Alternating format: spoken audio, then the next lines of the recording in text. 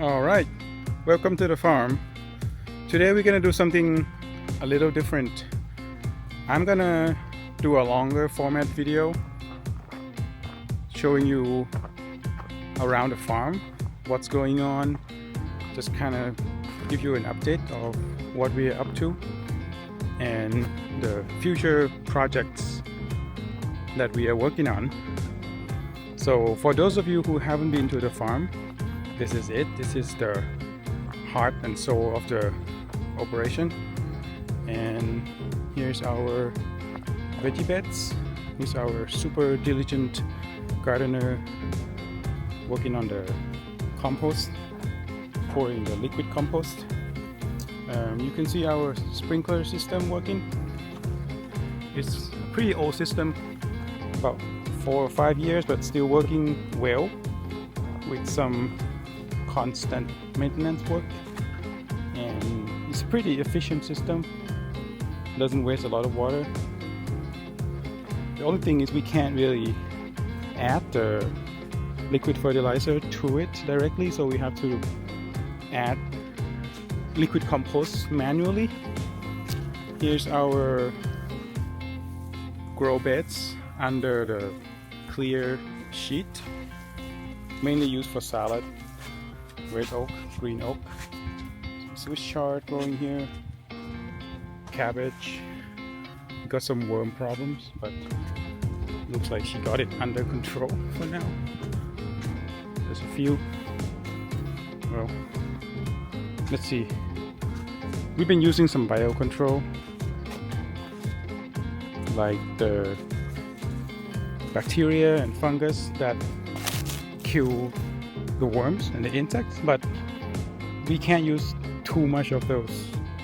We get into why in the future videos, but yeah, that's where it is for now. Here's our pumpkin, mermaid pumpkin.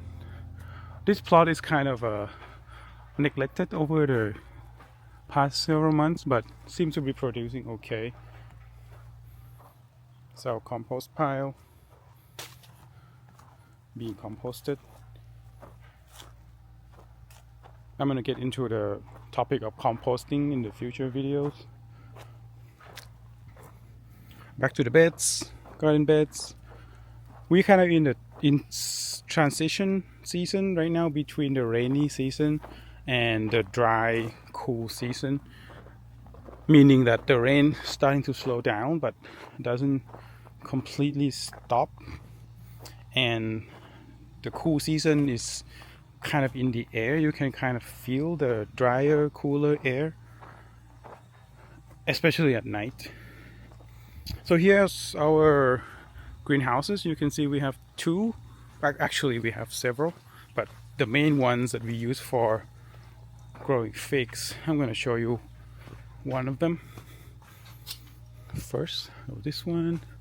This is one of our original structures at the farm. We actually built this greenhouse first before we even built the shed or anything else, because I was kind of eager to grow things, especially figs.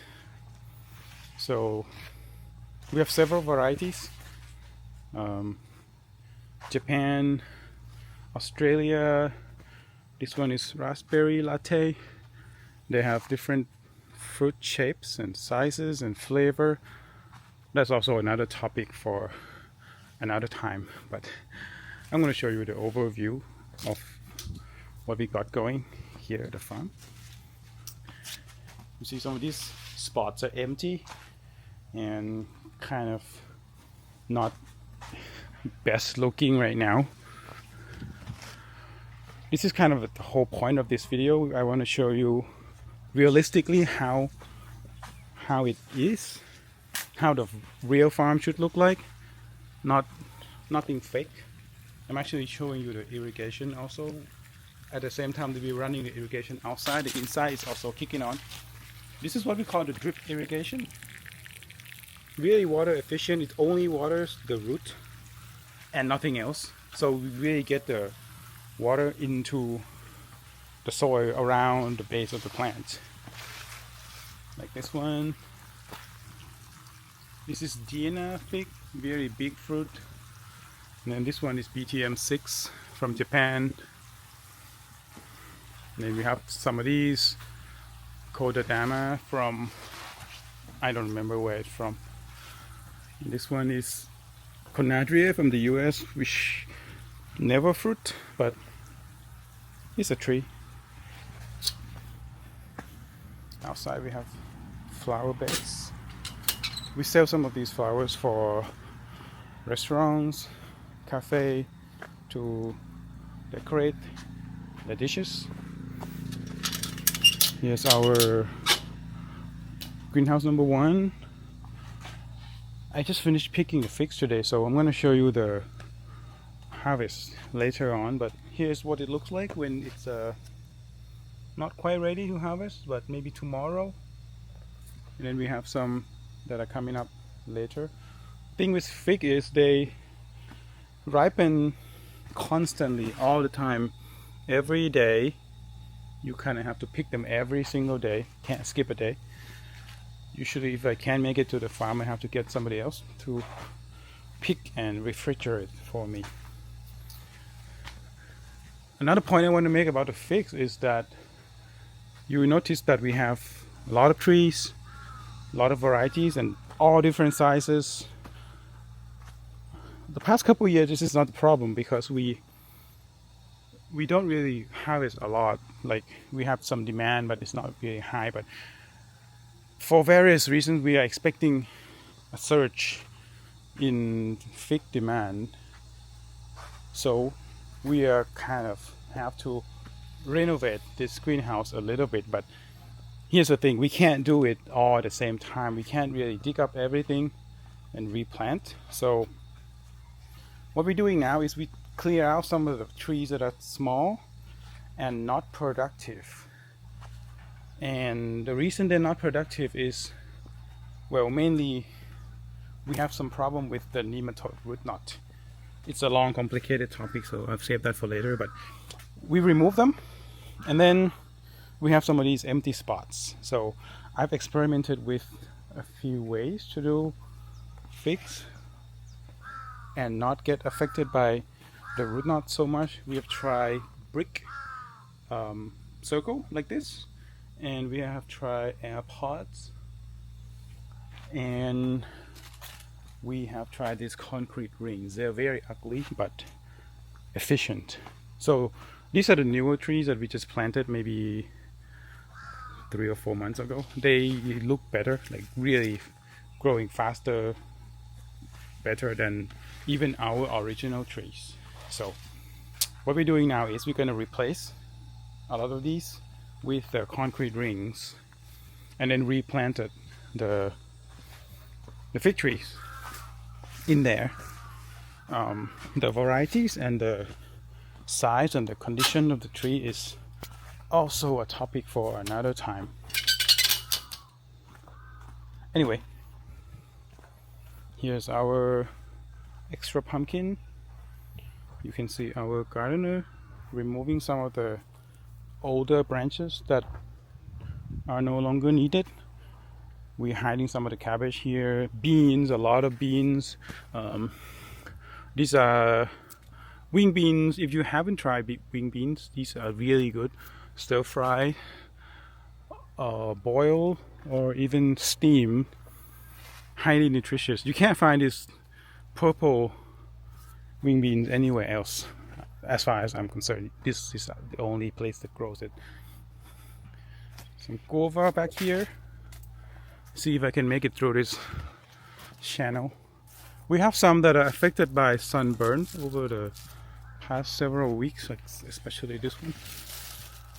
We can't figure out what it really is or how to solve it, but we harvested several previously and they're okay. This one we're gonna pick maybe this Sunday. Back here is our tanks, water storage tanks and pump house, working hard. We have a pond back here, some banana trees. I'm kind of showing you the back of the greenhouse, behind the scene. Over here we have tomatoes that are being replaced by a newer set of tomatoes. Here's fruit. I probably should pick this right now actually. We have a problem with tomato shortage. A lot of demand, not enough tomatoes. It's never enough tomatoes. It's okay. So here's our fridge.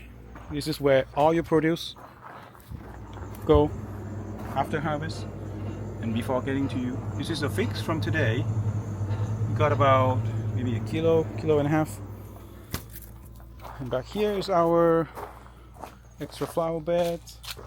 It's the daisy, purple Margaret daisy. Our hut for storage. And back here is the view of the garden. There's another greenhouse there I'm going to show you later. It's for the kale, cabbage, or the brassica plants. Here's our rosemary. More edible flowers over here.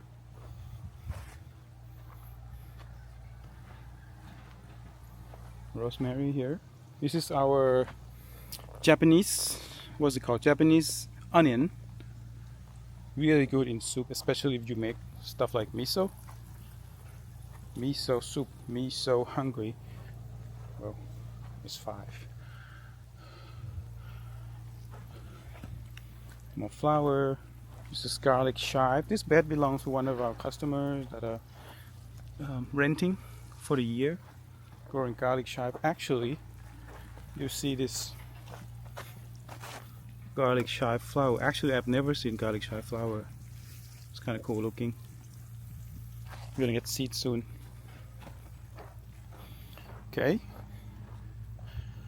back to the shed. I want to show you something pretty cool. These are our stingless bees. Here's Bob. Here's Finn. We named them all by letters, and you can kind of see them in there.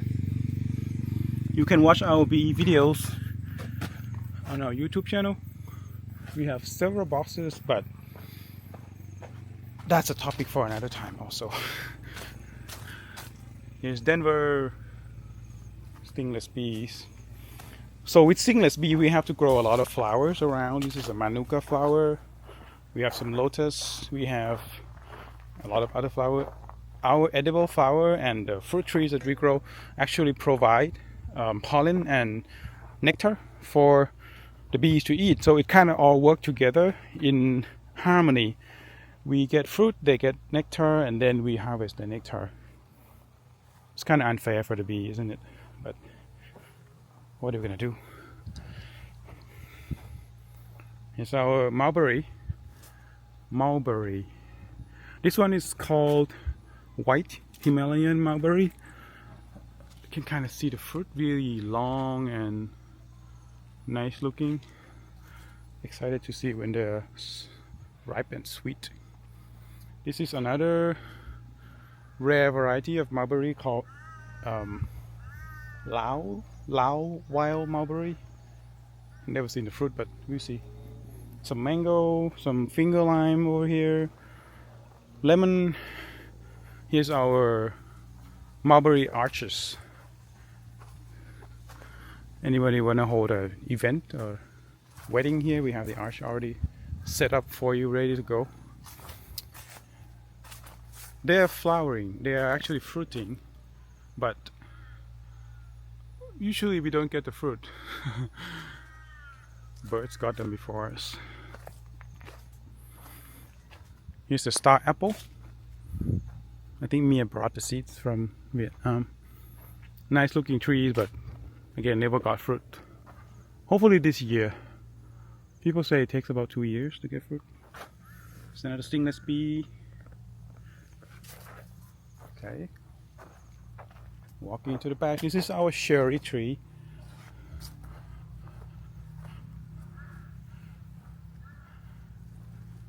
It's another one of our worker watering the lemon. We have a lot of things back here. Bananas, guava, more mulberries. This is our forest, mini forest. We have a lot of forest trees like wild figs, teak wood, mahogany, and lotus. These lotus are grown mainly for the bees, but today is kind of a bad day to fly, so I guess they are not flying. Here's another box of stingless bee. You can see them arriving. Arrival. You watch them carefully, they're really intelligent. They have their flight path set up, and everybody has to get in line to get back home. Some carrying pollen back home, some carrying nectar, some empty-handed. Back here we have some more fruit trees. This is the silver oak, nice looking tree. A lot of flowers. This is our newer box, box-ish. I'll get in there later. Oh, this is good. This is the calamansi fruit.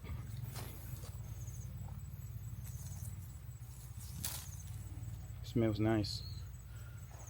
I'm gonna get a few actually because we're gonna make juice later. You can tell when they're ripe.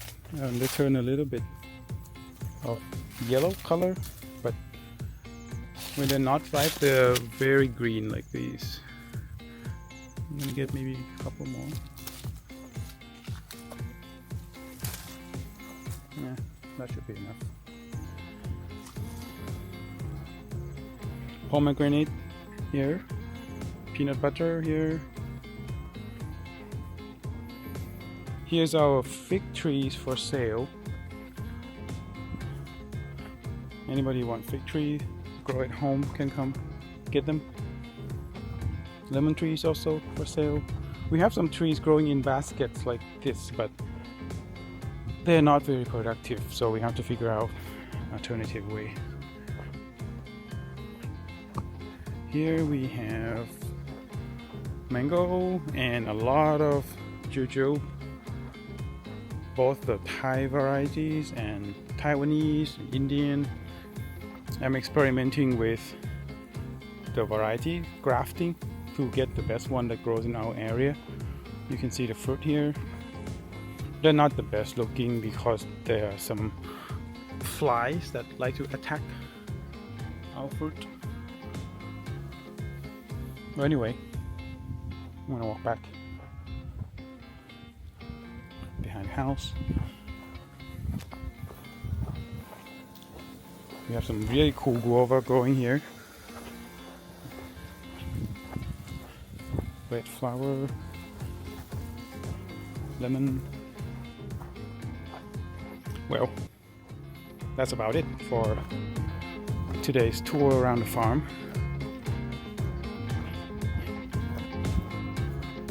I'm gonna do another long format video hopefully later next week. And if you have any topic of interest you wanna cover or want me to cover, we can discuss. Make sure you like and subscribe to our channel. Help support the farm. Alright, see y'all.